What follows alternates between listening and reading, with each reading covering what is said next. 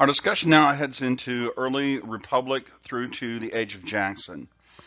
On a sort of a side note, I tried to figure out a way to break this presentation into two, but there was no clear, easy break. It was either like a 70-30 thing or a 30-70 thing, and nothing really worked out. I was just trying to figure it out. So rather than do two kind of badly unequal breaks, I'm just going to do one big one, but then try to do everything that's within the scope of this presentation. Try to keep it concise and clear. So here's our lead-in slide. We're going to talk first about the political parties. That is an unexpected outcome of the Constitution of 1787. When I talked about the Constitution of 1787, I kind of alluded to that in an earlier presentation. Then we'll go through Washington administration, Adams administration. Then we'll head on to Jefferson. We have a couple of Supreme Court cases that we need to deal with in early Republic. There will be another Supreme Court case that talks about that's in Jacksonian, and we'll talk about that later.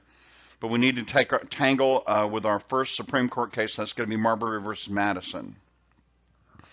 Then we'll take a look a little bit at westward expansion. We have to deal with Native Americans.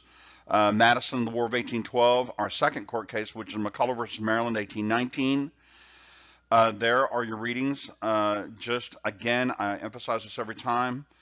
Use your common sense on your reading. No matter what textbook you have or what version you have, just take a look at early Republic, that is to say 1787 with the Constitution, and try and get through McCulloch versus Maryland. That's a good cutoff for early Republic, because after that you get into the age of Jackson, 1820s, and that really lasts right up to the Treaty of Guadalupe-Hidalgo, 1848.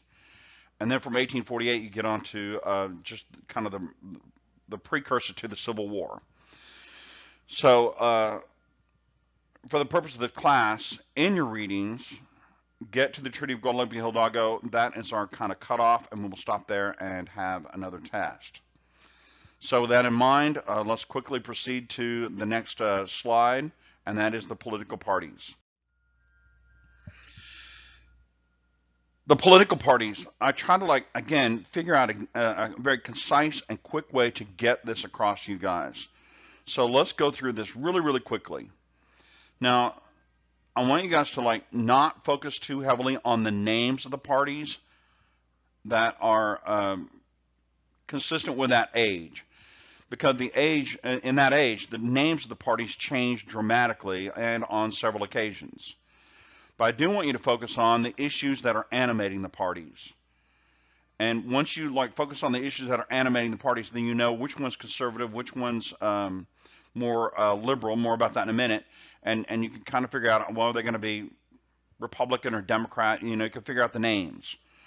So understand the names. Understand that the names change. For the purpose of this class, we're going to stick with the modern names that are associated with the issues that are contemporary. And this is confusing. In other words, the names of the parties and the issues that they're associated with are exactly the opposite of the way they are today. I'll say that again. The names of the parties and the issues that that party is associated with is opposite of the way it is today. So with that in mind, let's go through this. You have up there on the upper left, Federalist, Independent, Republican, and then Whig. Then the names of the party, Anti-Federalist. And then the name of the party was actually the Democrat Republicans. So for a while there, the name of the party was Democrat Republicans. You can see how that's going to be, that can't help but be confusing. So let's step down one and go to Republican versus Democrat. Again, that's not what they call themselves necessarily at the time, but it's designed to help you understand what's going on as we're speaking about this in class. So let's talk first about the Republican strong central government. Now, strong central government is exactly what is exactly what it sounds like. They agreed with that strong central government, especially Adams. Strong note here, he kept saying, listen, we need to use a British model for our government. Great Britain, and he recognized this, and so did everybody else. They had a strong central government, and because of that, Great Britain was important everywhere. You know, they had this vast overseas empire, and they were like growing their empire dramatically. Now, the opposite of that, let's go to the other side of that vertical line there. The opposite of that is what the Democrats are saying, that's strong state governments, strong states. So to be clear, the opposite of strong central government is not no central government. We tried that with the Articles of Confederation. That did not work. The opposite of strong central government is strong states. Power will be exhibited somewhere. And so many of the conservatives said strong states. And their political philosophy is that strong states are most responsive to the needs of the citizens. You know, the central government someplace a long ways away, far away, in Washington, D.C., evidently, they can't respond to what's going on. But a strong state can respond to what the people need on basically an individual basis. So the conservative says, no, we need to have strong states. Back over to the Republican side and then down one. Business-based economy. Again, this is Adams, it's Hamilton, it's many of the early founding fathers that said, no, we need to have a business-based economy, because that's where the money is. That's how the nation is going to become really powerful and wealthy. And they were looking towards a British political model for that. And sure enough, you know, Great Britain was like, they were not necessarily, was one could say, fabulously wealthy as a country, but they made a lot of money. And when you make a lot of money, then you're, as a government, you have a lot of options because there's a lot of wealth. So the Republicans at the time, they were like really grasping at that model for how we're going to exhibit power in America. Now, the opposite of that is an agricultural-based economy. And again, this is Jefferson, it's Madison, it's a lot of the guys from Virginia and the southern states. They were like really all over this. But the critical issue here is, as we saw in the Northwest Ordinance 1787, that a voter equals a landowner, white male landowner. That's already in your notes, or should be. The Northwest Ordinance 1787 identified a voter as a white male landowner. And so guys like Jefferson and Madison in particular are saying, listen, we have all this land, a vast treasure of land, virtually unlimited. And so let's make everybody a small farmer. Let's make everybody a small landowner. And that, ladies and gentlemen, will strengthen democracy. Please put that in your notes. The idea is not to make everybody farmers just so we'd have more farmers. We had plenty. It's to make everybody a landowner, a small farmer, and that would then strengthen democracy because it creates more voters. And that is much more stable. It's much more of a stabilizing political dynamic. So again, in the South, they're like an agricultural-based economy. Back over to the Republican side there, a northern power base. Well, sure enough, that's where all the manufacturing was going on. That's where all the shipping was going on. That was where people were like looking to Europe to sell products and then getting manufactured goods from Europe. And so they were like really, they were gravitated towards this Republican idea of what government should look like. The Democrats is a southern power base. It's Virginia, North and South Carolina, Georgia, later on Kentucky as we move further and further inland. And they were like, no, a farm-based economy, that's what we want. We want everybody to be landowners. So you can see that the way I set this up is one is exactly opposite of the other. So again, back over to the Republican side, later it's going to be anti-slavery versus pro-slavery. Now, when I say later, I'm talking about the 1820s, 1830s, right up to the Civil War. In the time frame we're talking about in this early republic, this slavery versus anti-slavery, that was not that big of an issue. As we'll see later on when I start talking about antebellum slavery, slavery at the time was seen as a dying institution. No one really thought that slavery would like go on and on and on forever and ever and ever. They just couldn't figure out a way to end it. And Madison talks a lot about that in the Federalist Papers. Again, we'll talk about that in another presentation. National bank versus no national bank. This becomes a gigantic deal moving forward. This is a big, big deal. In the Northeast, with a business-based economy, they said we need to have a national bank to be able to fund the government, to be able to like have a tool to help control the economy. And again, that will promote stability. Furthermore, with a strong national bank, we can like rationalize currency. And that was part of Article 1, Section 8, is to rationalize the currency. On the opposite side, they said no national bank because there was this fear, strong note now, there was a fear that if you put too much economic power into the hands of a very few people in a strong national government, then they're like liable to become tyrants. If you can focus all that wealth in one place, then you're standing. It's always going to be possible to exhibit a tyranny. And in the South, they were like really, really terrified about this. Jefferson and Madison in particular were terrified that we're going to run into a tyranny.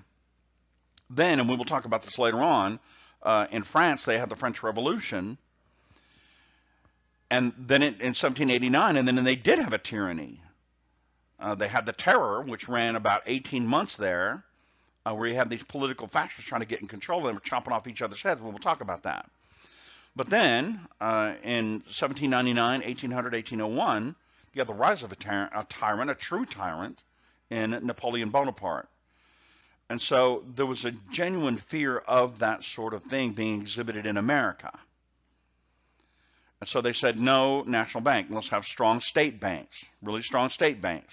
Again, they kept saying on the Democratic side, the conservative side, listen, a strong state bank, that's going to help local businessmen. It's going to have a stabilizing influence in that the states are all stable because they know what's going on economically within their own state. And so you can see that you have this debate on the major issues. And those are the major issues that I put on the slide here. And if you understand what the debate is between these major issues, then you can kind of understand what's going on politically.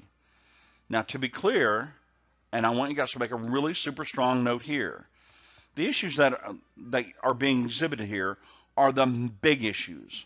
And these are the issues that, with some adjustment, animate our political debate to this very, very day. Now, again, continuing with really strong notes. So you have one side, the Republicans, with all of the issues that are animating them. And there are the Democrats with all the issues that are important to the Democrats. Conservative versus liberal, more about that in a second.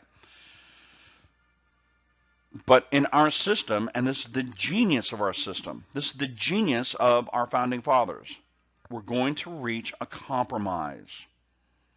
On any specific issue, it may lean a little bit towards one side or lean a little bit towards the other side, but the solution to problems that face our government are met with a compromise. And that is genuinely, truly, honestly, the true genius of our system is compromise. So last but not least, I have down at the bottom, underlined in red, all caps, liberal versus conservative. And so again, if you take a look at those, that's exactly while the issues are in many ways still with us, that's exactly the way, opposite of the way the political parties are today. Also, I have an asterisk in front of liberal. I use that phrase for a modern audience, but no one used the phrase liberal back in those days. The phrase liberal in a political context is really a 1960s thing. And so it's completely, that would be very alien, it's very anachronistic to the issues that we're talking about now. But I throw that in there to help you guys today as I'm speaking to you as you're listening to this presentation. So with this idea of what's going on politically, let's move forward then and talk about, let's put it all into practical application. And let's talk about the Washington administration. Let us begin our discussion of this early republic period, which gets us all the way up to the 1820s. We'll start with Washington. Now, on a practical note, we don't have time in this class to go through every president the way we'll go through these first few presidents, which is going to be Washington, Adams, Jefferson, Madison. Then we'll skip to Jackson, and then we'll skip all the way out basically to Lincoln.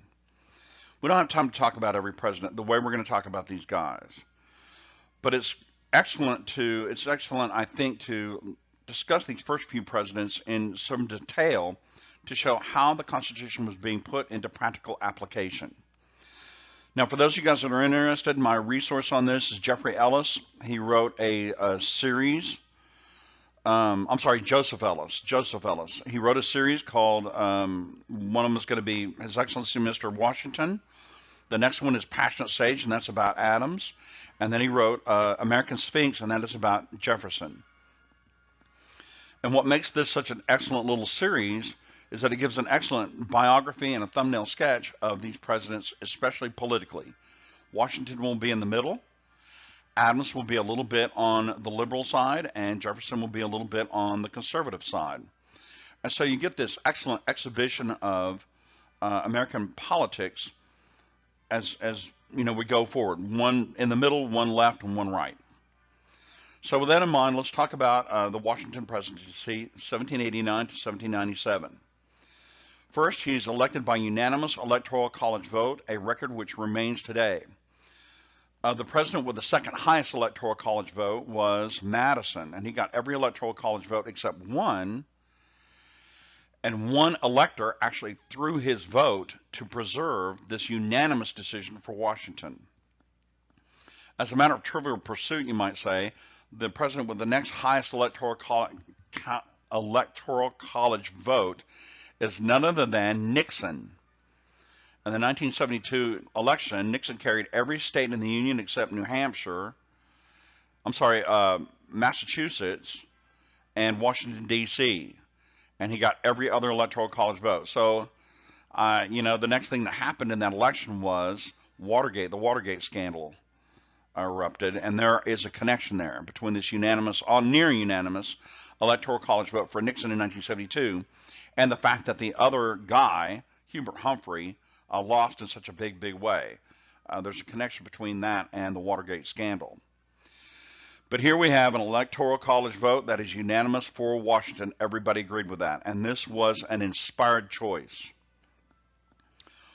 Next bullet point, Washington insisted on no party affiliation.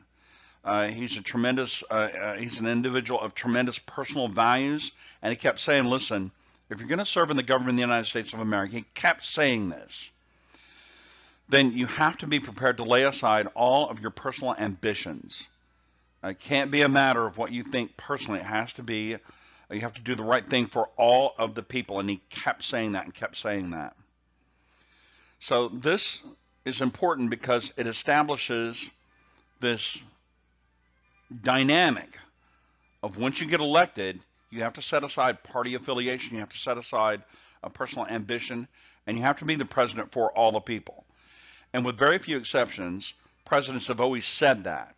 How much they actually do that? Well, you know, you got to let your conscience be your guide, and you got to like study these things. But he insisted on no party affiliation, and he made that stick. He made it stick. Established a Republican presidency. Now, I don't mean conservative or liberal on this. I mean that he wanted to be the president for all the people. And again, he made that stick. So when we talk about Washington, he wanted to make sure that he was not going to be made into a figurehead.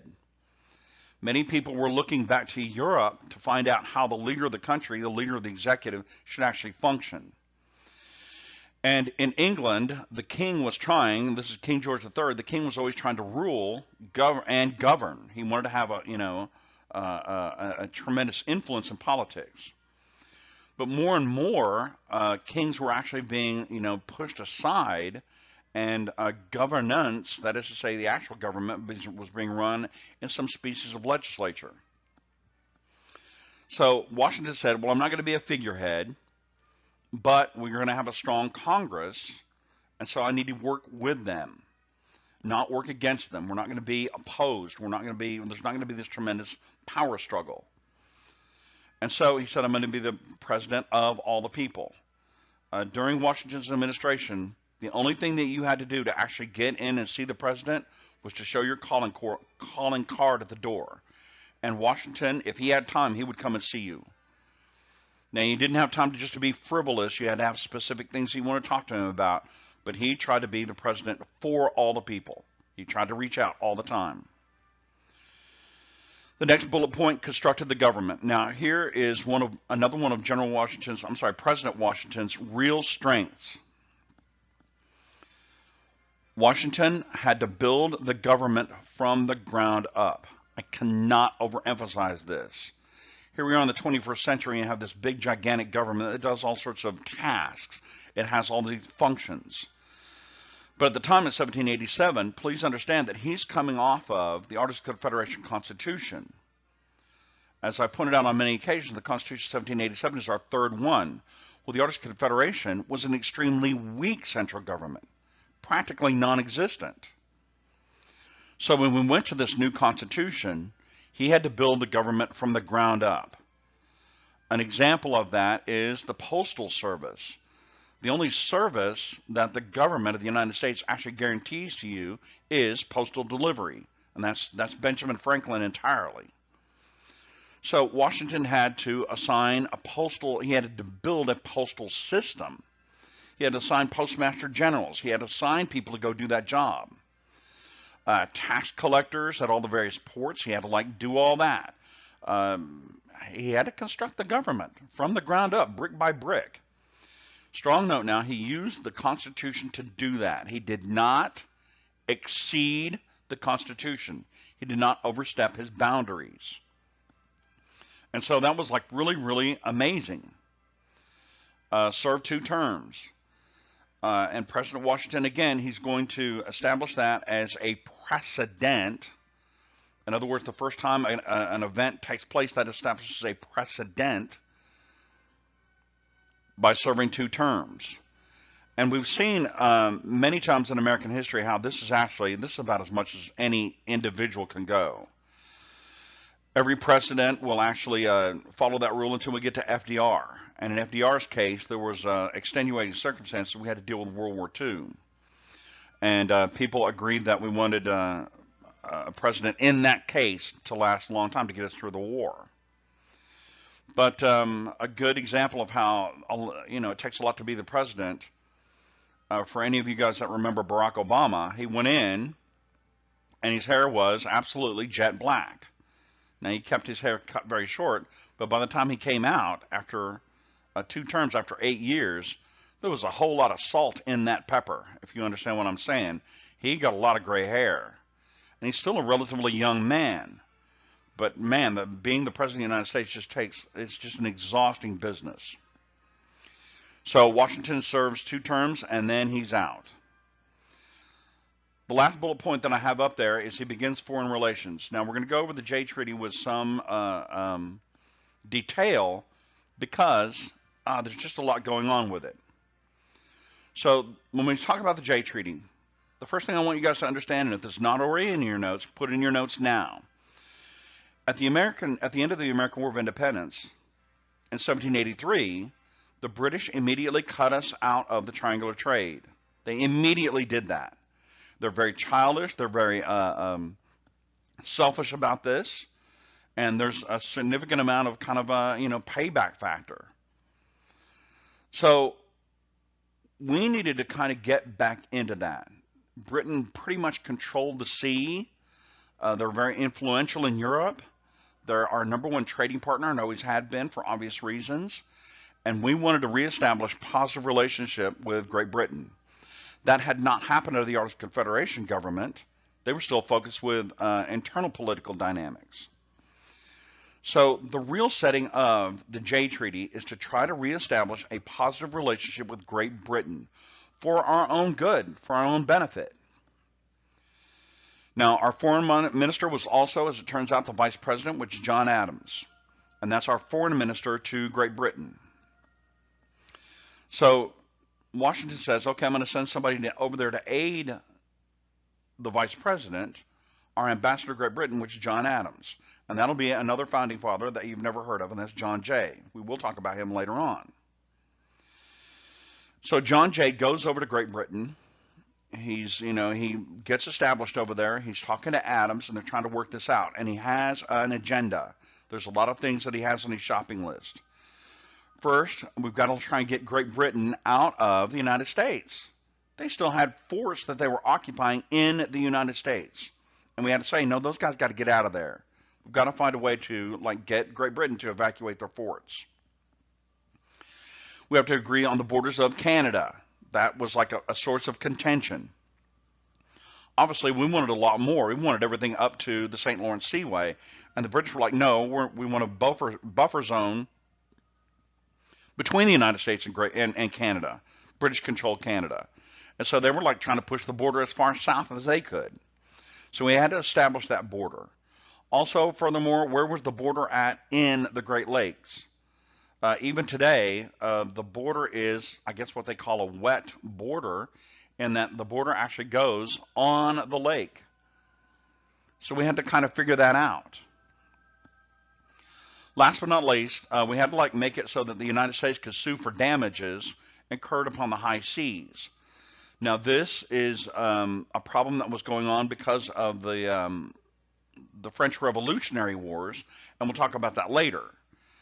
Britain was trying to stop all trade that was going into revolutionary France, and they were capturing our ships, and we wanted to be able to sue for damages on that. Well, in America, we wanted to sue in American courts, and in Britain, they were like, no, you have to go to British Admiralty courts. And so we had to work that out by treaty. So John Jay goes to Great Britain. They work on this treaty and work on it and work on it and work on it. The British have a very strong position. The Americans have a very strong position. And to make a long story short, we hammered out a treaty. So this is a matter of civics, what I'm going to talk about next. Please understand, in America, and because of the Constitution, and it says this clearly, a treaty is not effective until the Senate ratifies it. All treaties must be ratified in the Senate. It's in Article 1. So John Jay gets on a ship and he comes back to America, and he's got the treaty with him and all of his notes and everything else. Well, as it turns out, he was blown off course in a tremendous storm, and he landed in Virginia.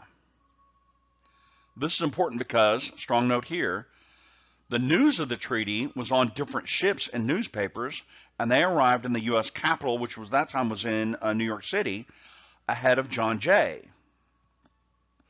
So everybody in America knew what was in the treaty, and that some things we'd gotten and some things we hadn't. So the treaty itself, strong note, and I have it in there in caps, the treaty itself is unpopular in America because John Jay did not get everything that he wanted, that we wanted. Well, that's just a matter of negotiation, but the people of the United States weren't putting up with it. John Jay famously said that he could travel from Virginia, where his ship finally landed, to New York, where he had to like turn in the document and the treaty and everything to President Washington. He could travel at night because he was being burned in effigy everywhere he went. An effigy is a substitute. It's a symbolic substitute. So John Jay was saying, listen, people were like taking some old clothes, stuffing them full of straw, hanging that figure, that mannequin, up in trees and catching them on fire because they didn't like John Jay and they didn't like the treaty. So it's extremely unpopular. Under any circumstances, 1795, John Jay arrives in New York, hands over the notes to President Washington. They discuss it for a long period of time. They go over the whole thing. Then President Washington goes over to the Senate and says, listen, this is what I've got. Hands over the notes and discusses it with the Senate. And the Senate ratified the treaty. Please make a strong note on that. Well, now what we're talking about in this entire slide is the practical application of the Constitution of 1787, the Constitution we have now. And I was under the distinct impression that the Constitution has to be an exhibition of the will of the people. And the people had spoken loudly and said, we don't like the Jay Treaty. But then Congress goes ahead, Senate ratifies it anyway, against the will of the people. So what we have here almost at once, almost immediately, is a Senate in particular that has to look at the broader situation.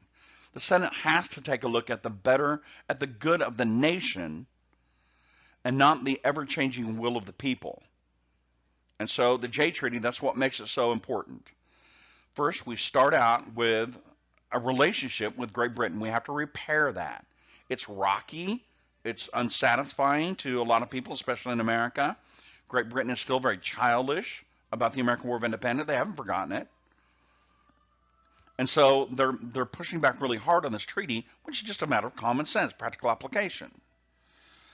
But the other thing I want you guys to remember about it is here's a treaty that's unpopular with the people, but we did it anyway because our government is trying to do the greatest amount of good for the greatest number of people. which is what Franklin said our Constitution was all about. Franklin and Madison, they both said that. Our Constitution, the Constitution of 1787, is designed to do the greatest amount of good for the greatest number of people. All right, so with that in mind, let's go on, and we need to talk a little bit about the French Revolution. In this slide, we're going to discuss the French Revolution. Now, for those of you guys who don't know, which is probably all of you, I've had 4 semester courses on nothing but the French Revolution. The beginning, the middle, the end, we've discussed it. And because of my own coursework, the French Revolution figures large. For those of you guys who are interested in the French Revolution, the Oxford History of the French Revolution by Doyle is a good basic book about the French Revolution. Easily readable, and it covers most of the aspects of the French Revolution.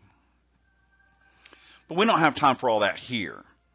So I've put together this slide. Again, for those of you guys who know how to do a screenshot, I recommend that you take a screenshot of this and get it printed out. But we have to start someplace. The causes of the French Revolution are many. There are many, many, many parts of this. But we have to start someplace. So let's start with ideas of the Enlightenment in the upper left, and we will go counterclockwise. We're going to go counterclockwise from there.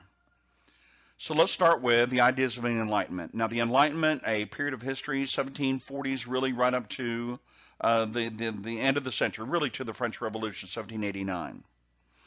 And this is entirely a French dynamic, but it is hugely influential around the world to this very day. It's Jean-Jacques Rousseau, it's Montesquieu, there are a bunch of other different authors of this, influential people of this. Who am I thinking of here? Jean-Jacques Rousseau, Montesquieu, Voltaire. He's one of the big ones. And they're really talking about the Enlightenment. These are the real engines of the Enlightenment. So the first thing, no divine right of kings. And they kept saying, listen, this is just a matter of common sense. Voltaire was big on this, and so was Montesquieu. And they said it makes no sense that some child born and then comes out of the mother's womb and you swat him on the bottom and he starts screaming, that is, some divinely held individual that should hold the reins of government just because he was born. This just doesn't make any sense. It's not how you run a government. And so no divine right of kings. They're trying to get rid of that. Just get God out of the situation. If there's going to be an executive, fine. But let's find somebody who actually knows what they're doing in terms of being an executive. Rousseau, the spirit of the law, he's big on a written constitution. They're insisting upon a written constitution. Now, we've talked about the English Constitution repeatedly, how it's that body of laws on the books and in effect at any given time. So the Constitution is this big, giant dynamic that's going on, and nobody can really get control of it. Again, constitutions identify the role of government and how the government affects the people. It establishes the rules between the government and the governed. And so you need to have a written constitution that clearly identifies that. So what I'm driving at here is France had a constitution like the English Constitution. They had a constitution, and Jean-Jacques Rousseau keeps saying that. But because of this divine right of kings, nobody is paying attention to it. It's being ignored. And everybody's just letting that happen. And that's a bad idea. The next big idea of the Enlightenment, and this is all three of them, Montesquieu, Rousseau, and Voltaire, they're all talking about the elevation of the common man. That the common man is a thinking being. They're not just the unwashed. They're not the canaille. They're not, just the herd. That's not the way it works. Common men do have sense. Common men do have opinions. Common men do have things that they want done. They want the government to do things for them. They have an opinion that should be meaningful. Last but not least, Laissez-Faire economic theory. Now, this is Adam Smith, really, and Bernard de Mandeville, but there are also a lot of French writers who were talking about a laissez-faire economic theory. It's a French phrase, and it says laissez-faire directly translates as leave it alone. What the French in particular were talking about is get rid of royal monopolies. In France, there was a lot of royal monopolies.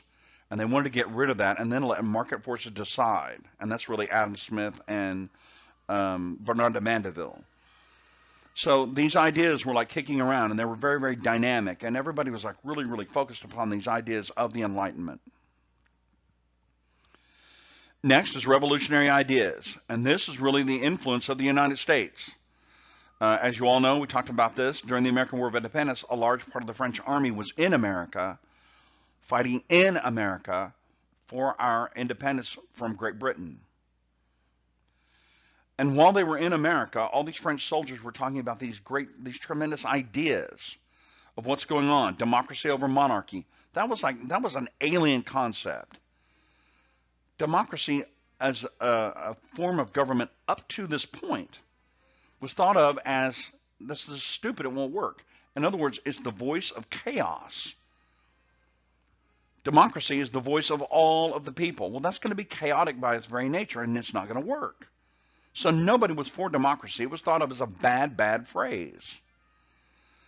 On the other hand, a monarchy, a monarchic government, this is at least you've got one guy in charge at the top. Whether he's a good king or a bad king, you have one person in charge.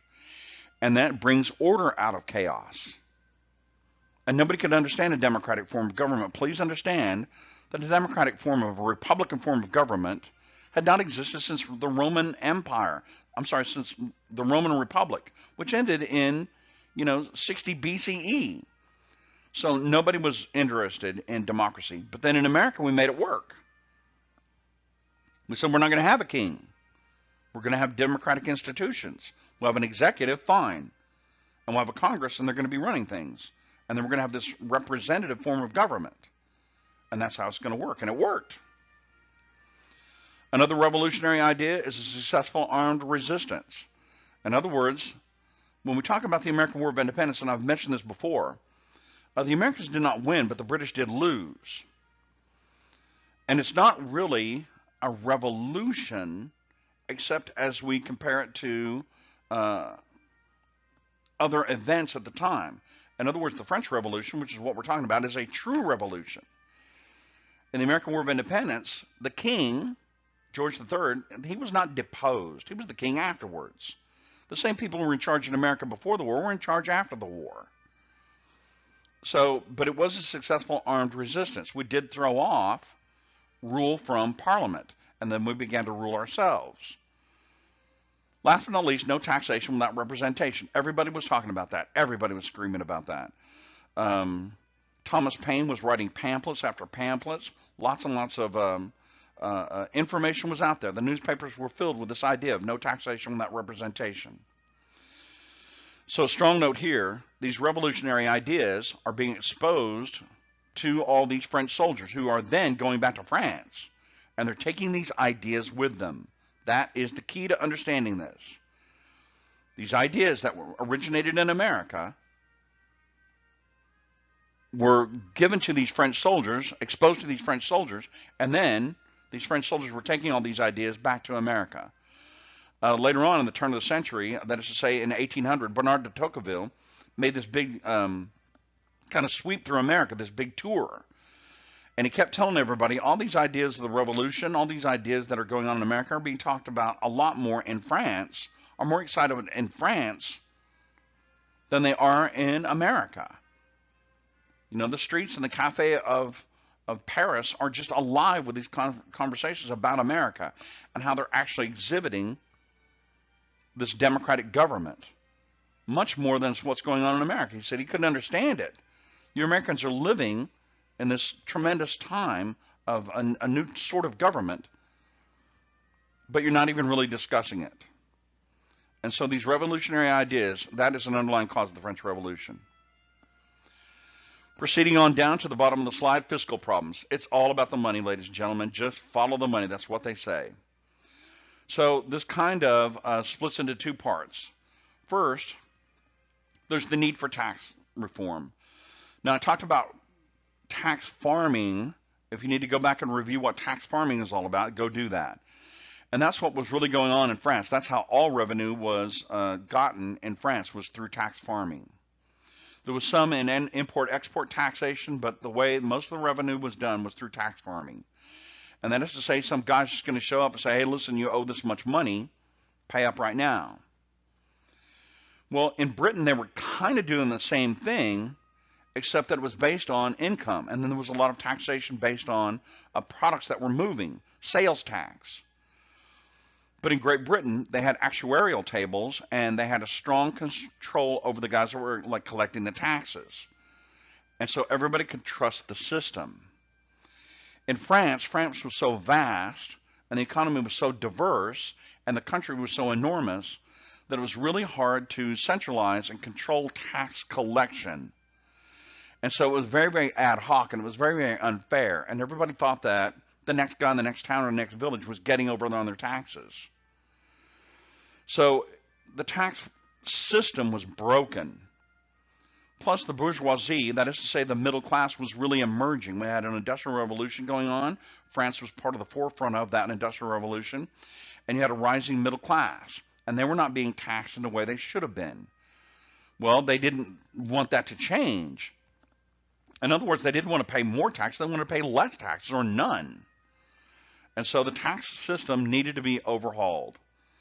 Last but not least, I have it on that second bullet point, the nobility and the aristocracy. They didn't want to pay any taxes at all. And they said, well, poof, we're just not going to pay any taxes. But that's where all the money was at. And they were saying, we're going to find ways to get over on paying taxes. We're not going to do that. Well, that was very short-sighted on their part. On the other side of that money symbol that I have there, excessive government debt. Now, we've talked about this before as a cycle of war. So you had one war after another. And again, the cycle of war is a war breaks out, and both sides fight to exhaustion. Then you have a peace treaty, and then you have to recover your economy. Well, the French are coming out of the American War of Independence, where they had provided a vast treasure of money to America. And they were depending on the Americans to pay that back, and we were defaulting on our loans. So this huge, gigantic, enormous debt. The 7 Years' War, the American War of Independence, drove up French debt.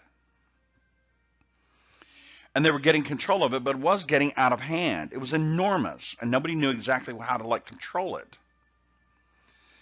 Furthermore, at court, that was being supported through the tax code.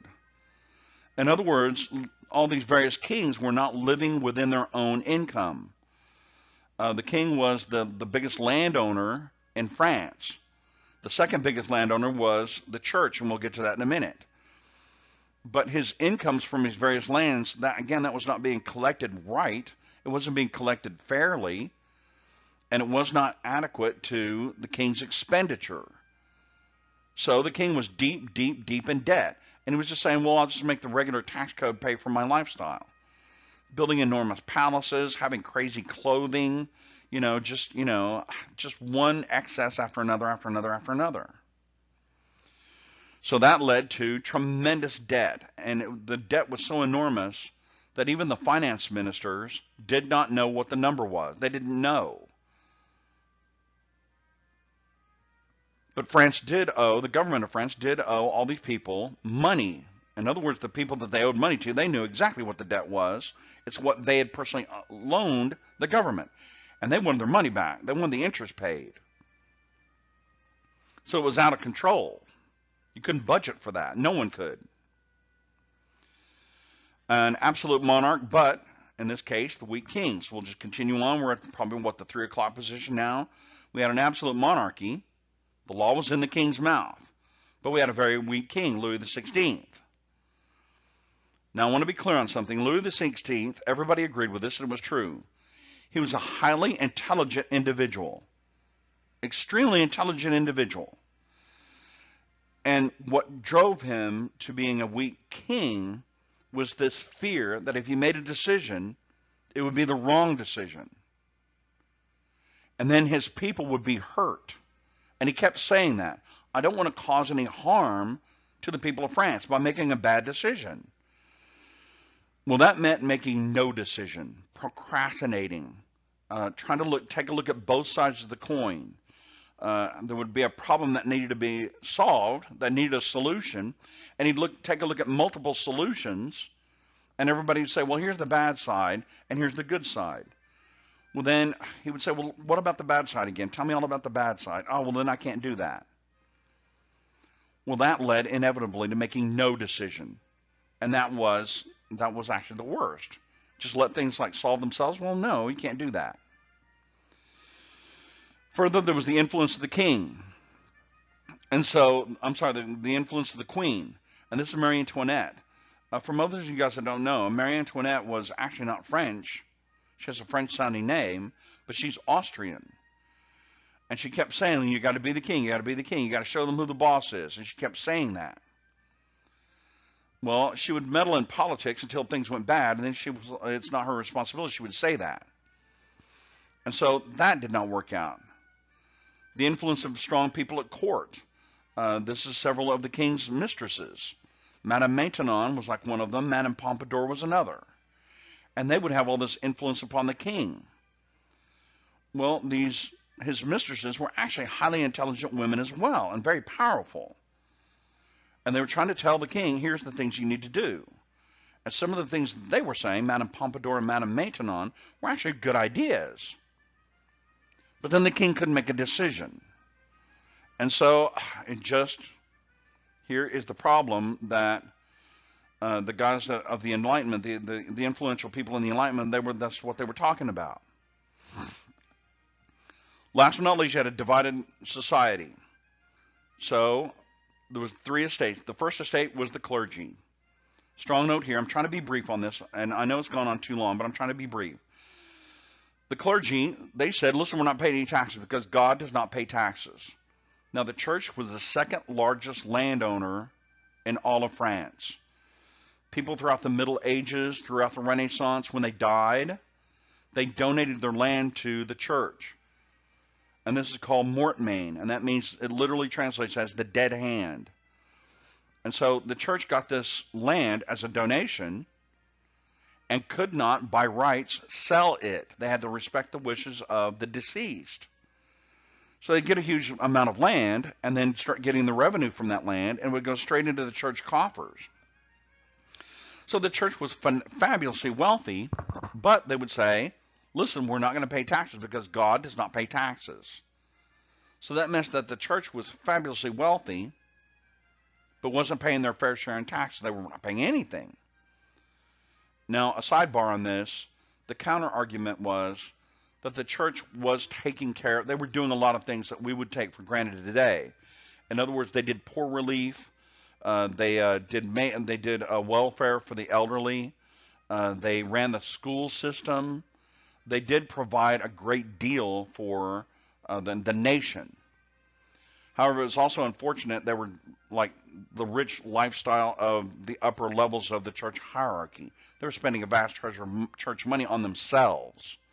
And that was like really, really bad. There was a lot of ostentation on the part of the bishops and the cardinals. And they wanted to have a very, very rich lifestyle. But they weren't going to pay any taxes. The second estate, royalty. And the royalty and the nobility, they said, listen, we're not, we're doing all this stuff and we have all this land and we have all this authority, but we're not really going to pay taxes either. Because, they kept saying, it's stupid to pay taxes to ourselves. Well, that's a very self-centered argument. They weren't paying taxes to themselves. They were paying for the national debt, and they weren't doing that. Last but not least is the third estate, the commoners, and this is everybody else. In other words, the church hierarchy, the clergy, 7-9% of the population tops. I don't think you can go 10%. The royalty, 3-4% of the population tops. You can't go more than 5 or 6%. You just can't. So that's 85-88% of the population are commoners. And they're being told right to their faces, you're going to have to pay all the taxes. You're going to have to pay all the debt. And the commoners did not like that. So, strong note here. The nation goes into bankruptcy in July 1789. There is an uproar, and the French Revolution begins July 14th, 1789. That is the traditional beginning of the French Revolution. It's the beginning of the French Republic.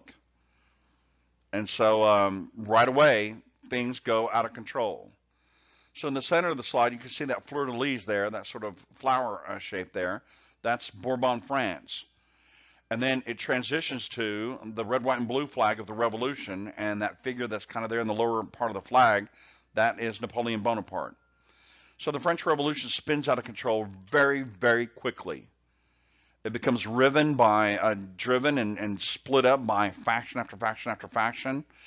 And every time a faction gets elected, gets in control, they immediately, let's say, listen, let's chop off the heads of the other guys. Well, then there'll be some error on the part of the party that's in control, and then they'll all go get guillotined, and the other guys will get in control. So you had one faction called the Jacobins. You had another faction called the Dantonists, the Courtiers, the Montagnards. There's like all these different factions within the political spectrum, and it's destructive, highly destructive. So what I want you guys to get out of this last part, and then we're going to transition to the Adams administration. Please understand that America was blessed. That is my position. We had leaders in those early days, the founding fathers, who were geniuses. Not just Washington, but Adams and Madison and Jefferson as well. John Jay, Elderbridge Gerry, these guys were political geniuses. And they kept a lid on things. And they kept things under control in America. So that in America, our revolution from a monarchic government under King George III to a democracy under our system, under the Constitution of 1787, our guys were geniuses. And they did not let it get out of control. But in France, they did not have these geniuses. That's very smart men, Robespierre and Charles Danton. They were highly intelligent individuals. So was the king, for that matter. But they couldn't keep the revolution under control. They simply could not. So I spent a lot more time on this slide than I really wanted to, but let's move on to the Adams administration. So the Adams administration, very briefly on this. John Adams, as you can see, is a one-hit president. He's only there from 1797 to 1801. And so my position on John Adams goes like this. John Adams started out as being very popular as a president, very popular. But within that 4-year time span, he loses popularity, and we're going to have another president, and that's going to be Jefferson. So what happened? Now, John Adams begins his office as a Federalist. Go back and take a look at your political slide, and you'll understand what a Federalist is all about. Northeastern power base, sure enough, he's from Massachusetts. Strong central government, all of those things. So what characterizes his government is the XYZ affair, which is coming up next.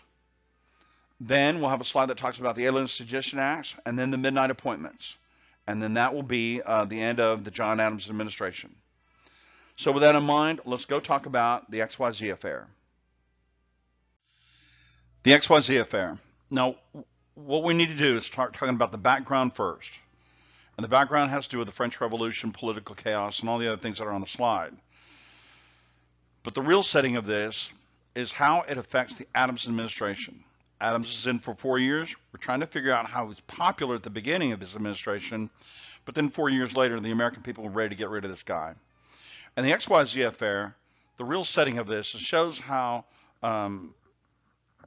Adams was really popular, especially at the beginning of his administration. Now, I said that we're going to have to do this. Now we have to do it. The background of this is, of course, the French Revolution. It's going on in France. It's spun out of control. I've already talked about that with an earlier slide, and there is just, I have an explosion symbol there, political chaos, and then a little picture of a guillotine. And so there's all this upheaval going on in France. Now, we had a very difficult relationship with Great Britain, and there's a recognition in America that we need to reach out and start gathering allies. We need to have some friends someplace. Well, the king's government is gone. The royal government of France is gone. And so, there might be an opportunity to start a new relationship with the new government in France, the revolutionary government. Now, the reason why this is necessary, strong note here, it's not on the slide, you have to write this down. So we had taken a vast treasure of money from the French government during the American War of Independence. I've already talked about that a lot. I've reminded you of that several times. But then the French Revolution came along. Now, we still owed all that money to the French. But the French Revolution came on. The king was beheaded. Later on, the queen was beheaded. The prince was later the Dauphin of France. He was later basically abused until he died. He was a little kid, and he died. And so there's really no king in France, and there's all this upheaval with a new government. Now, the French government wanted their money back. One of the underlying causes of the French Revolution in the first place was financial difficulties. And they said, listen, you guys got to make your payments. You got to pay us back for the American War of Independence.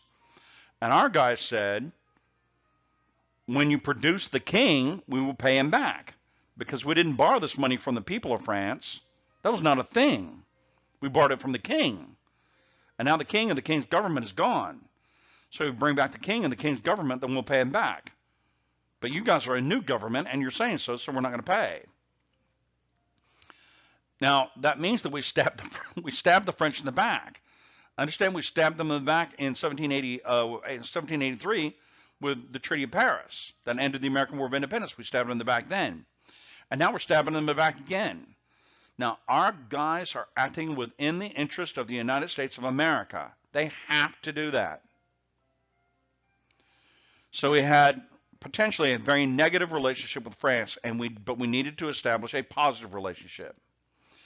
So Adams, who was not a friend of France, he was more positively, he has a more positive attitude toward the British by far. So he has a negative attitude towards the French, but he sees an opportunity. So we want to start diplomatic relations. It's there in purple.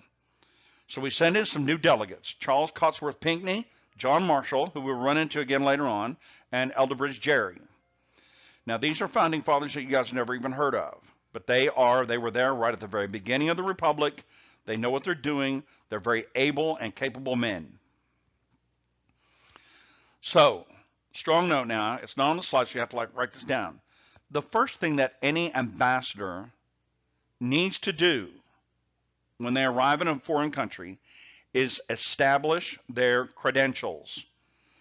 These are a series of documents saying that they are authorized on behalf of their government, in this case the United States of America, to speak on behalf of the people of the United States of America in an official capacity. You can't just show up and say, hey, listen, I'm like in charge. No, that's not the way it works. You have to go to the government, in this case France, and present your credentials. The government of France, in this case, will accept your credentials, and then you can begin building a relationship. So Charles Cotesworth Pinckney, John Marshall, and Elderbridge Gerry, they went to France. They said, listen, here's our credentials. And they were put aside. In other words, the French government said, listen, go find a hotel room and relax for a while, and we'll get with you. We're going through a thing. Well, our guys understood that, and they're trying to reach out to the French. So they went and found themselves a hotel room and started playing cards. Well, a couple of weeks went by. And again, they approached the French government and said, hey, listen, we're here. Don't forget us. We need to present our credentials. Please understand, ladies and gentlemen, that there is no American embassy in France at the time. It was unoccupied. It was a new government. So our guys are Americans, and they're in France without any diplomatic cover. Once again, they were told, go back to your hotel room, we'll get with you. Well, another couple of weeks went by, and this is all insulting to our guys. But three gentlemen showed up, and their code name in all the literature is called X, Y, and Z, Monsieur X, Monsieur Y, Monsieur Z. And this is to hide their identity in the diplomatic correspondence so that these guys don't, wind up getting beheaded. Anyway, Monsieur X, Y, and Z, which we know who they are, Hodenguer, Bellamy, Ottaval, and later on Hubbard, of which Bellamy and Hubbard, they were actually Americans. But these guys, X, Y, and Z, they knocked on the door and they came in. And they said, listen, we understand that you're trying to establish relationship with France. Yes. Well, they were speaking kind of on behalf of the French foreign minister. And his name was Charles Perigord de Talleyrand. Don't worry about Talleyrand. So they said, here's the deal. You've got to give us a $250,000 bribe, and you're going to have to give us $3.1 million in gold as a loan. And by the way, that's never going to be repaid. In other words, the French wanted their money back. In order for us to have this relationship with France, we had to pay for that. And we had to give the French their money back for the American War of Independence. Okay, so here is the situation. Now think. Our guys are in real trouble. This bribe business is a criminal activity, and they don't have diplomatic cover at all. So they're in real danger. The guillotine is going hot and heavy right down there in the city square. You can see it anytime you want it. So our guys told Ottinger, Bellamy, and Hauteville, and later on Hubbard, they said, listen, we don't have that kind of money on us, stupid. So we've got to write a letter back to Adams, and he's got to answer it and then write it back to us. Now listen, ladies and gentlemen, again, we're trying to put this in the setting of politics in America. Adams is just now in office, but the XYZ affair took a long time to actually take place. In other words, back in America, he had to come up with this idea. He had to assign some guys, Pinckney, Marshall, and Jerry, to do it. They had to go to France. Then all these other activities go on. Now think of it. They've got to write a letter. It's got to go back across the Atlantic. It has to get encoded. It all went in code. Then it has to go from Paris to the coast to America, get to Adams in New York. He's got to, respond to it. It has to be encoded, go back across the Atlantic, get to Paris, and get to our guys. And this sort of thing took months and months and months. And our guys are in Paris without any diplomatic cover, but with the sort of veiled threat that this bribe, this crime, this extortion imparts. They're in trouble. So finally they do get a letter back from Adams, strong note. And Adams says, listen, find a way to get out of the country. Get out of France. Get on a ship. Get across the border. Get out of there.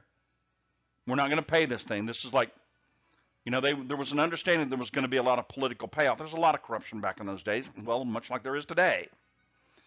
But this was way, way over the top. And Adams says, we're not going to do this. We're not paying that. So sure enough, our guys got all their bags and baggage together, got on them, they found a way to get out. They went to England, as it turns out. Well, that meant another letter from England to America to tell Adams, hey, they're safe. Strong note. As soon as Adams found out that our guys were safe, he told everybody about the XYZ affair. He told everybody about it. It was in all the newspapers. It was this huge giant, it was very embarrassing to the French. We didn't care about them. But it made Adams look really great. He told everybody, Adams did. And it made him look like, he was really the hero, which he was. We're willing to pay, the phrase was at the time, we'll pay millions for defense, but not one dime in bribes. And so everybody really did like Adams. He's really, really super popular. However, there are results, and these results, as does often happen, turned out to be a net negative for Adams. So with that in mind, let's go on to the next slide, and we will find out what happens next, because now we've got to get Adams out of the office. Again, all of the things that I just described took months and months and months and months and months. So here we are. We're going into the next election cycle in America. The next step that happens after the XYZ affair is an undeclared war with France. It's not on the slide, so I have to write it down. It's called the Quasi War. Quasi-War.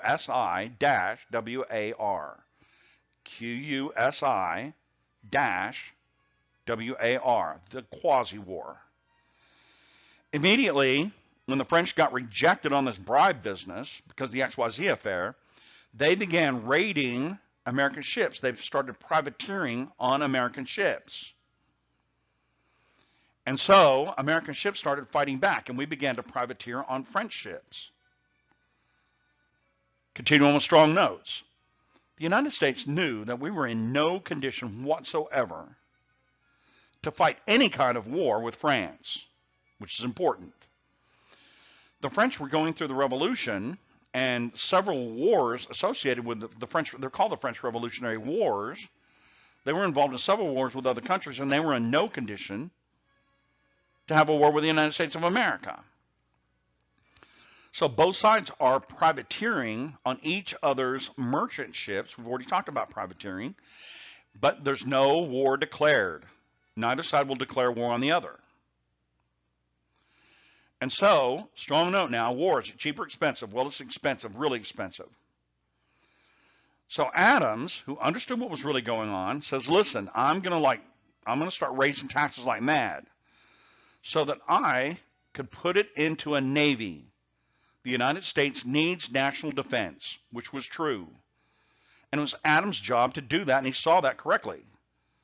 Now, again, you can make the case that he's feeding off of this pro-British outlook on things, and so he wants, naturally just wants to lock horns with the French.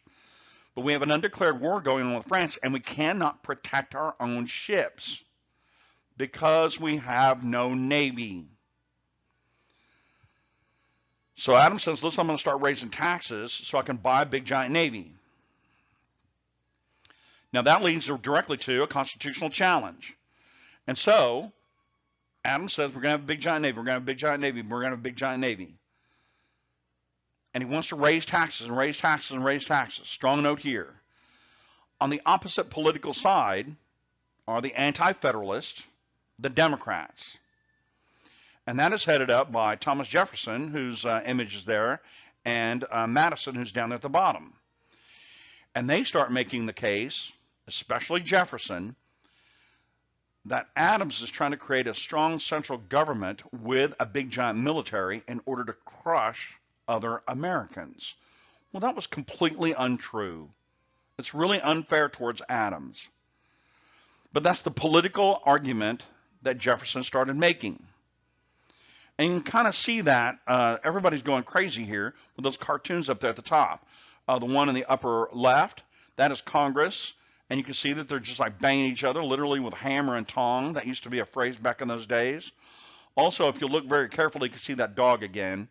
He's kind of over on the left side of the slide about halfway down. You can see his head sticking out there. And so that dog is out there. It's all gone with the dogs. On the right cartoon, the cartoon there on the right, you have this many-headed ogre in the middle. That's the French Revolution. Versus our guys, which are on the left side of that slide, and that's Pinckney and Elderbridge Gerry and John Jay. That's them. And then you can see in the background, the guillotine. In the foreground, everybody's like dressed in rags, and they're gambling, and they're like doing all kinds of crazy stuff. An issue that was like really sensitive to Americans. You can see white guys sitting down with a black man. And Americans didn't like that, so we're portraying the French in a really, really negative light in that cartoon. But politically, Adams is asking for money to buy a navy to protect American interest. Thomas Jefferson is saying, listen, he's raising all these taxes, which we don't like and we don't agree to pay for a big giant military, but that will be used to oppress you. Thomas Jefferson was actually very Francophile. He liked the French a lot. And so, he'd been the ambassador to France for a while. And so he was really pro-French. Strong note. Now we're in the middle of a political cycle. So Adams gets Congress, which is controlled by the Federalists, to pass the Alien and Sedition Act. I have it there in the middle of the slide in red, in larger font, and underline the Alien Sedition Acts. And the Alien Sedition Acts go like this, very briefly. The Alien Sedition Acts goes like this. So the alien part, Adams is saying that anybody that wants to emigrate from France to America has to go through an extra difficult immigration process. If you're French, you want to come to America, we're gonna like put you through the ringer. And everybody loved that. Everybody liked that. Strong note now. The alien part of the Alien Sedition Acts is a smokescreen. It's camouflage. Congress has the right to limit or put additional requirements on immigration if they want. They have that full right to do that. But nobody from France is really coming to America. They weren't doing that. If they wanted to get out of France, they went to some other part of Europe. They went to England. They went to up to Belgium, which was part of Holland at the time. They went someplace else. They didn't come to America. So the alien part was a smokescreen for the sedition parts. Now, the sedition part should like really ring a bell with you. It goes all the way back to the John Peter Zinger case, and I talked about sedition. I said you would need it, and now you do. Sedition is anything that's like said publicly, usually in print, that undermines the authority of government. Anything in print that undermines the authority of government, criticism basically. And Adams is going to use that against Jefferson. That will actually be used. Now, he can't go after Jefferson personally. Jefferson is too much of a public figure. But Adams is going to use the Sedition Act to go after all of Jefferson's people, all of his supporters. And he's going to say, you're saying bad things about the government that undermines the authority of government. And so we're going to fine the crap out of you and throw you in jail, which they did. Now think. The alien part is perfectly constitutional. But the sedition part, that is not constitutional. Even the Constitution as it existed at the time. There were laws in all the states that said you cannot limit the freedom of press. In other words, we hadn't got to the Bill of Rights quite yet, but it was understood that we had a strong freedom of the press. And here was Adams saying that any of Jefferson's people that are saying bad things about the government, they get thrown in jail or fined. That's unconstitutional. You can't do that. So those then are the provisions. The result of that then are the Kentucky and Virginia resolutions. It's right there on the slide. Strong note on the Kentucky and Virginia resolutions. The Kentucky and Virginia resolutions say, in effect, any law passed by Congress which seems to be unconstitutional shall have no force in law in Kentucky and Virginia. The Kentucky and Virginia resolutions. Any law passed by Congress that seems to be unconstitutional will have no force in law in Kentucky and Virginia. Well, that is unconstitutional. It is a direct violation of Article 6, Paragraph 2, the Supremacy Clause. The Supremacy Clause, as you all know because you've read your Constitution, says this Constitution and the laws made thereby and treaties which are made or which shall be made are the supreme law of the land. Congress passed the Alien Sedition Act. It went through the normal process. And then Kentucky and Virginia say, well, listen, we're not going to obey those laws. They don't have that constitutional ability. They have to obey the law. So here is Adams doing something that's probably unconstitutional, but it's being replied to in an unconstitutional way. And I have to say, this is going to lead to a lot of troubles later on. This leads to all sorts of problems later on. Yes? So by passing the Alien Sedition Acts and then using that, this is the big note here, we're almost done with the slide. By passing the Alien Sedition Acts and then using the sedition part against Jefferson and his people, this made Adams very, very, very unpopular. Everybody could understand the increases of taxes to pay for a big giant navy in order to protect us against the French. They can understand that. But then Jefferson's going to raise this hue and cry about it and then get slammed with the Alien Sedition Act for his trouble. And people said, nope, Adams can't do that. He can't do that. So where Adams is very popular because of the XYZ affair, the Alien Sedition Act took all that popularity away. And that then leads to the election of 1799, which is the next slide. Now, the election of 1799, you see it on the map there, the election of 1800. So here we go. Very briefly on this, I'm only going to spend a few minutes on the actual election. So first I want to draw your attention to the cartoons kind of on the left side of the slide. That top cartoon there, that is Jefferson right there in the middle. And here evidently it has some rope and it's around the the pillar of government. And it says George Washington and John Adams right there on the pillar. And it says federal government. And there at the top is the American eagle, and it's hissing and spitting, and thunderbolts are coming out, headed towards Thomas Jefferson.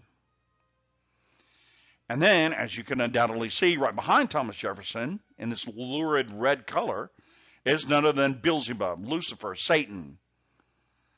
And he's whispering into Thomas Jefferson's ear. And he's telling him, destroy the government, destroy it all, bring it all crashing down. Now, in the foreground is a wine bottle. Sometimes this is misidentified, but that's a wine bottle. And wine represents France. So all the symbols are there. And this is John Adams putting cartoons like this out against Thomas Jefferson. And so this is a very, very bitter election. Below that is another cartoon or an advertisement there you see there. And it says, Republicans, turn out and save your country from ruin. Down with the Tories, down with the British faction. And then it signed Jefferson and Clinton. So that was going to be the president and the vice president. So down with the Tory faction, down with the British faction.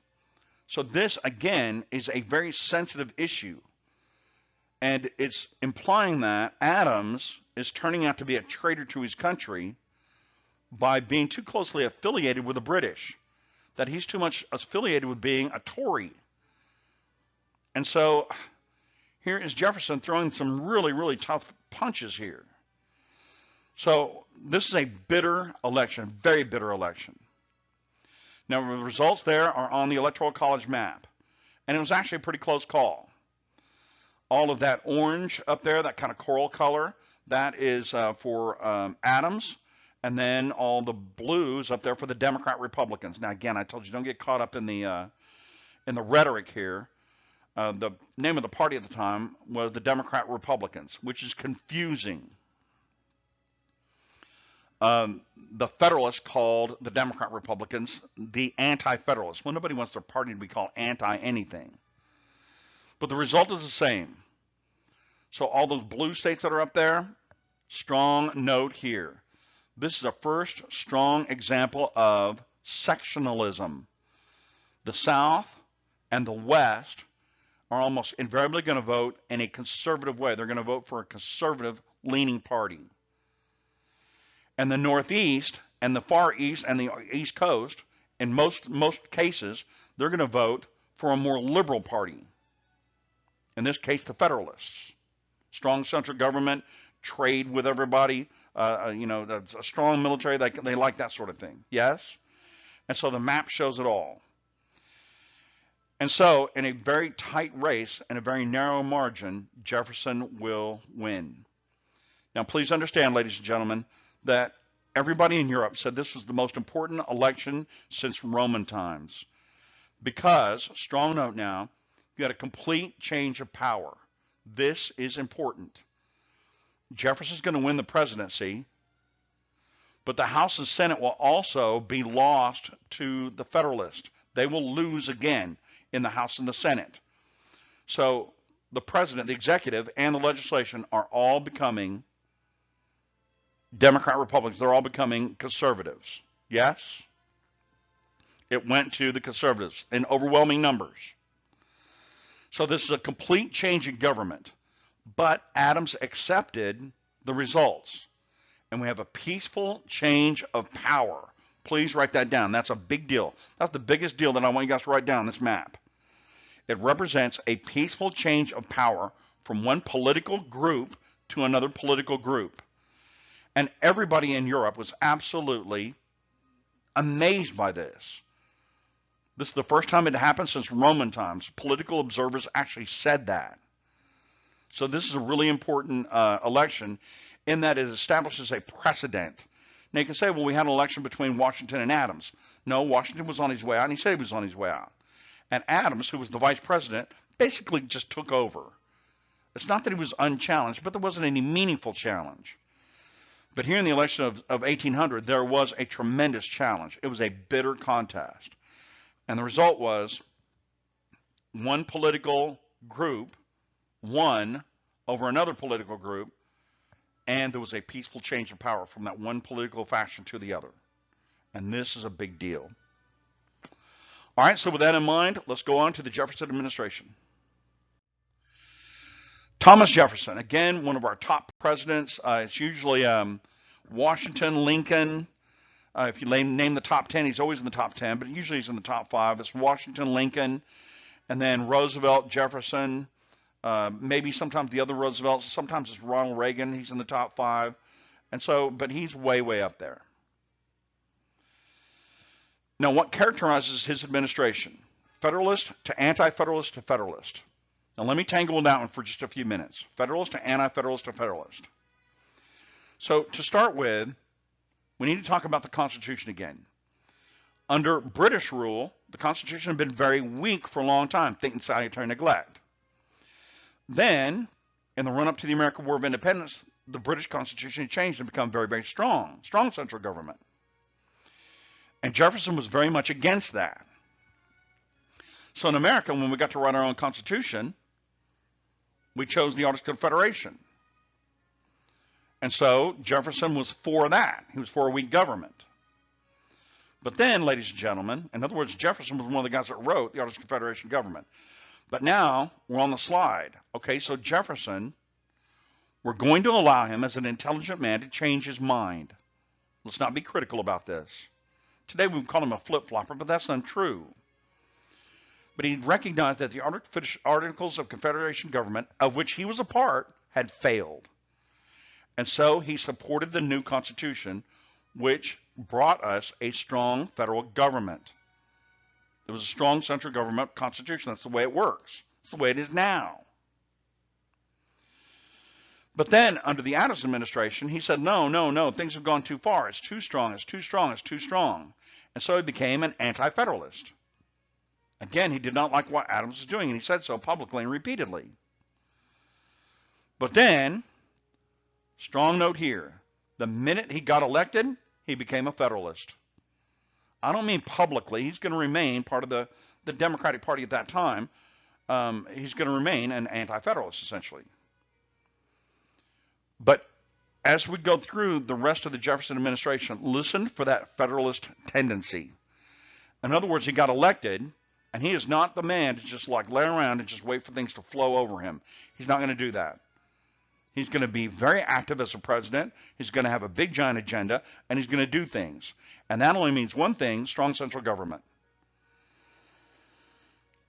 On a sort of civics note here, that happens every time. From Jefferson right down to the present day. And I caution you, if you've got some guy out there running for president who says, listen, I want strong states and a weak central government, understand the minute that individual gets into power, they're going to want a strong central government. Do not be fooled. It happens every time without fail. Candidates will be out there and they'll say, I want a weak central government. I want an inactive federal government. I want the states to do all the work. That's a fabrication. Because the minute they get elected, they're going to want to do stuff. Jefferson didn't establish a precedent. It's just the way it worked out. All right? So with that kind of thumbnail sketch in the mind, let's go on to Marbury versus Madison, which is going to take a while. Be prepared for that. The Louisiana Purchase won't take long. And then we're going to have an increasing problem with the British, which will lead to the War of 1812. So with that in mind, let's go on to the first challenge that Jefferson had to deal with upon getting into power. And that's our first Supreme Court case, Marbury versus Madison.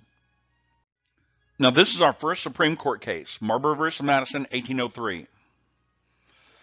And if you'll take a look at the verbiage, you'll see that kind of on the left side of it, I have the outline that you guys need to have in your notes. The outline goes like this, and it goes like this for every court case that we're going to have. It went like that for the John Peter Zinger case. I told you to make a note of that in your note taking, and now we're having it again. So the first thing is background, then we'll go to the plaintiff case side of the case, then the defendant side of the case, and at the bottom, the results. What was the outcome of the case, and then analysis. What does it mean to the United States of America? Now, Marbury versus Madison is one of the most important court cases in American history. And here we go. So we're on background now. Now, strong note here. The Supreme Court, as a part of our government, is an entirely American invention. In Great Britain, they do not have a Supreme Court system. They still do not have a Supreme Court system. They have the Court of the King's Bench, and there are a series of courts of appeals, and then that's it. There is no such thing as the Supreme Court in England. It doesn't exist.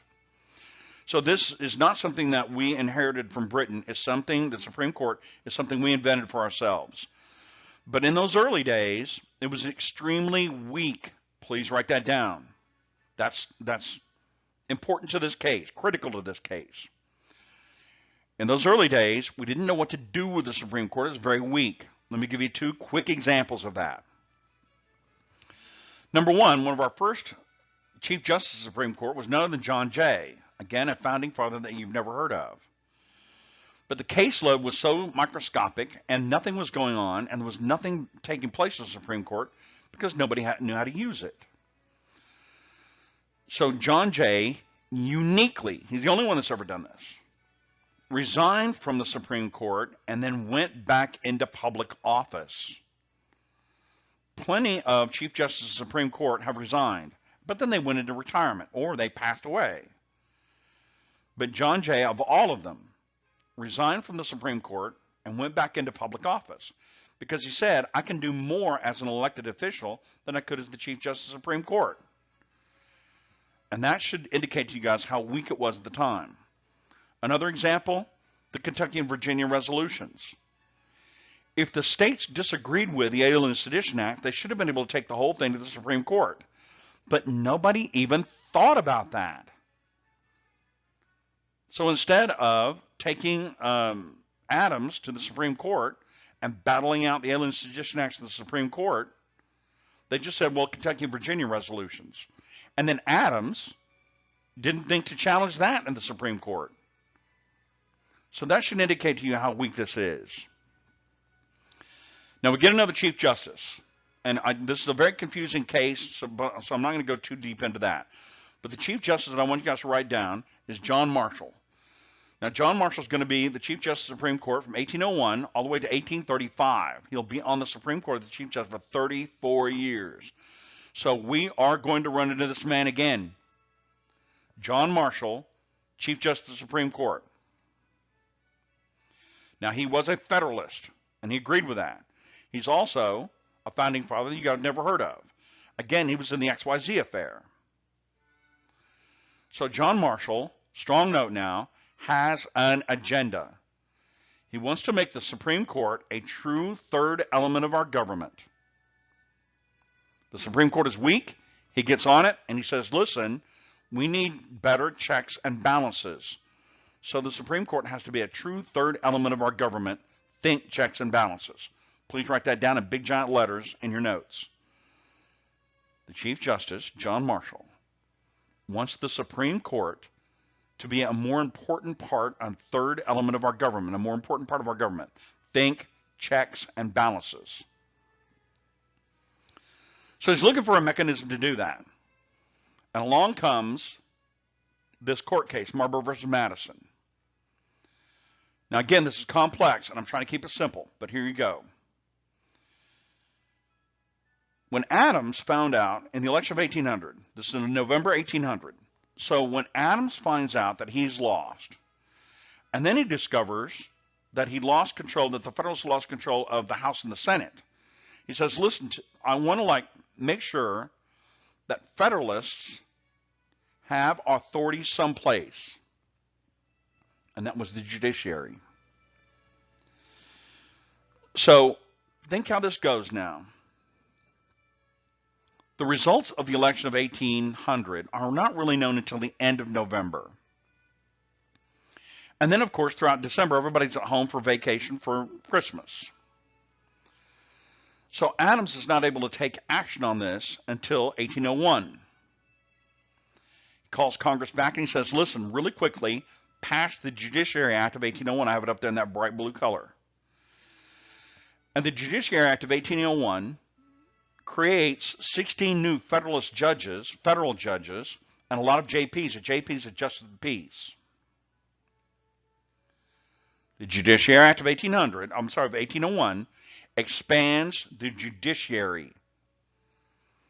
And then Adams is going to fill it with Federalist judges.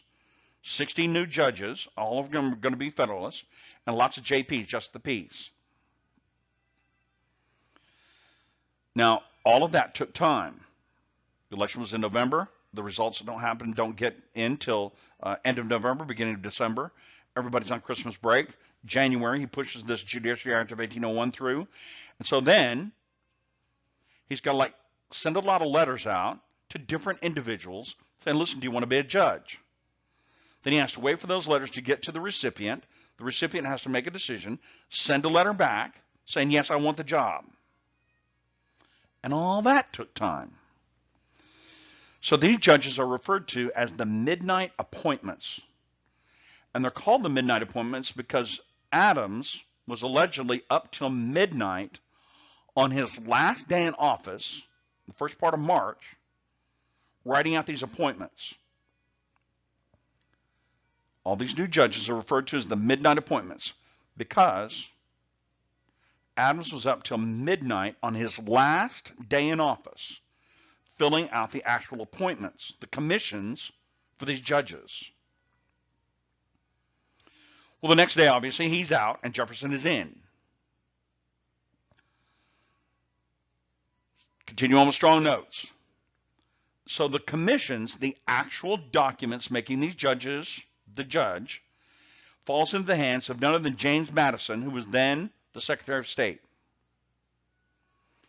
And Madison, an anti-federalist, that is to say he's a conservative, he's like, I don't want to give these things out. Strong note. Now he goes to Congress.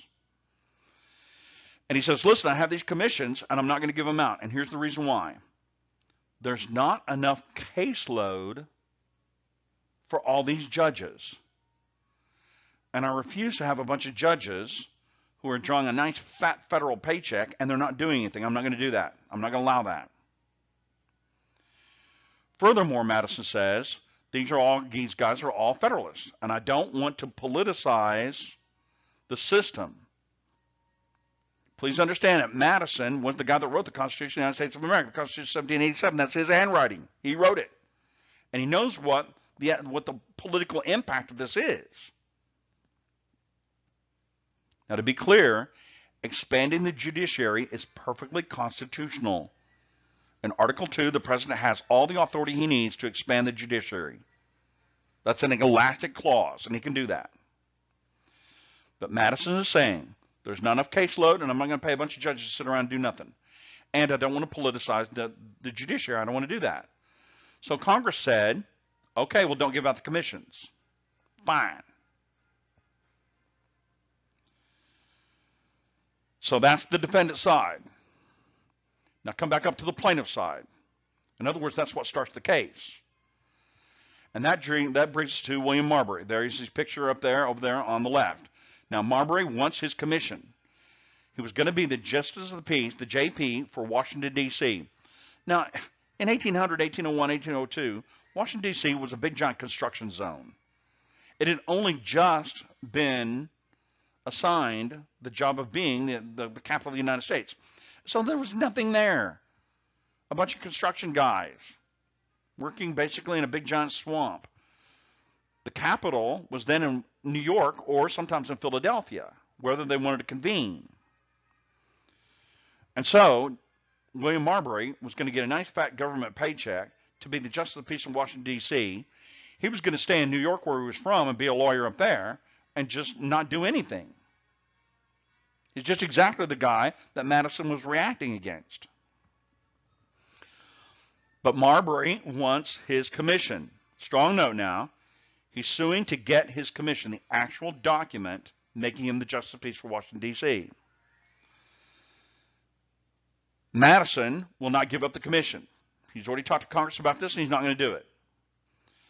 Now, there are two sort of mysteries to this case. There are two difficulties with the actual case itself. Number one, why didn't Madison just take the commissions and throw them in the fire? Why didn't he just burn them? And then anybody suing to get their commissions, he could just say, well, I don't have it. I don't know where it's at. You don't have to ask Adams. I don't have it. But Madison played it straight, and he said, no, I have the commissions. I have them right here in my hand. I got them right. I know right where they're at, and I'm not going to give them up. He admitted that he had them, and he wasn't going to give them up. The other kind of mystery is, how did the Supreme Court get this case so quickly? In other words, they should not have been the court of first jurisdiction. The Supreme Court in this case should have been an appeals court. But as far as I know, as I understand it, it did not go to a lower court system. It didn't originate in New York and then go up through the New York system and then go to the federal courts. It didn't do that. That's not what happened. Instead, the Supreme Court basically took the case. And as far as I can understand it, as far as I can tell, it's because John Marshall saw an opportunity here. Don't forget about him. And he simply reached out and grabbed the case. So, John Marshall sees the case. Strong note here. Strong note here. He goes to Madison, who's on the opposite political side, and he gave Madison a judicial scolding. He said to Madison, you have no right to withhold those commissions. None. You have no right to withhold those commissions. It is not up to you as an elected official to undo the previous administration's work. You can't do that. You have to get on with the people's business. It's not up to you to undo what Adams did. If you don't like that, then do something else about it. But go through Congress, go through the system. You can't just by fiat try to undo what Adams did. You have no right to withhold that. And so it's looking good for Marbury. But then he goes on to tell Madison, on the other hand, you're not actually required to give those commissions out. If you have a good reason to not give them out, then don't give them out. You shouldn't have done what you did, but it's okay that you did that. Then he goes to Marbury, and he says, listen, you're going to lose, and you're going to lose on a technicality. William Marbury had used a writ of mandamus. It's right there in the middle of the slide. A writ of mandamus stems from the Judiciary Act of 1799. We're not going to talk about that. But a writ of mandamus says that a citizen of the United States should be able to sue the government of the United States and make the government do what that citizen wants done. A writ of mandamus allows a citizen of the United States to sue the federal government and make the federal government do what that citizen wants done. And John Marshall says that is unconstitutional. Strong note now. For those of you guys who can't see me, that's fine. I'm absolutely jumping up and down. My glasses are flying off. Spit's flying everywhere. This is called judicial review. The real outcome of this case. Marbury is going to lose. He lost on a technicality. Because Marshall is going to use the Supreme Court to show that a law passed by Congress was shown to be unconstitutional, and so that law is thrown out. And that is the basic definition of judicial review, which sounds like a test question later. Judicial review, I had a little stutter there, is the concept that the Supreme Court may gauge laws passed by Congress against the Constitution. And if the law is unconstitutional, the court can throw it out. Judicial review is the concept that the Supreme Court may gauge laws passed by Congress, presumably signed by the President, against the Constitution. And if that law is seen to be unconstitutional, the Supreme Court can throw it out. Now think checks and balances. Imagine some law started in Congress. It got debated. It got sent over to the other house, whatever. Then it went up to the president, and he signed it, and that's how we pass laws in America. Then somebody tries to use that law, gets sued, and it goes to the Supreme Court. And the Supreme Court says, you know what? That law was unconstitutional from the start, so throw it out. Think checks and balances. This is critical. That's what makes this case so important. The Supreme Court can overthrow laws passed by Congress. Congress passes laws that are questionable all the time, and they get sued all the time. And the Supreme Court is busy day and night. And occasionally they will throw a law passed by Congress. They'll throw it out. They'll say, nope, that law is unconstitutional. Yes? So the result then is a strong Supreme Court. Think checks and balances. Marbury v. Madison, 1803, those are all the facts in the case. I've given you the background, the defendant side, the plaintiff side, the result, judicial review, and the analysis. What we get out of this court case is a strong Supreme Court. Now, a little bit of a sidebar, and then I'll move on. It could be that you guys are faced with a test later on. And it could be that on that test, it asks you a question about the Supreme Court cases that we're going to talk about. Marbury v. Madison, McCullough v. Maryland, Worcester v. Georgia. We'll talk about those other two further on down the line. And a question may be, what's the result of the case, or something technical about the case? Or you might get an essay question that says, pick one of those cases and tell me everything you need to know about it. What I've given you here is skeletal. If you see a question on that in the future and you choose to do it in the future, you must do outside research. Stay away from Wikipedia. All your instructors are telling you that, and you have to do it. Stay away from it. So, with that in mind, we're going to transition now to part 2. So let me give you a finishing slide, and then we're going to go to part 2.